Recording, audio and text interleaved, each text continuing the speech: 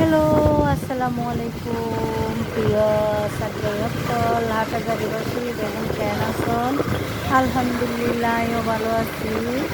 ওই যাইদি পার্কগুড়ি হাসপাতালত যাইতে দেখি পেট্রোল পাম্প বহুত দূরে আধা কিলোমিটার হইব, কিন্তু সারি সারি সিএনজিতে দেখি আবারও বাংলাদেশের মধ্যে গ্যাস সংকট। তো এনে পার্কগুড়ি হাসপাতালের মধ্যে যাইলি লইতে 300 টিয়া বা 350 টিয়া হাটাজারি বাস স্ট্যান্ড। আজি হলে 450 টিয়া গ্যাস সংকট। এবং নিজেও দেখিলাম পেট্রোল পাম্প হরে দূরে পরিপত্তি প্রায় আধা কিলোমিটার লতি শুধু সারি সারি সিএনজিতে দেখি গ্যাসের লাইফ।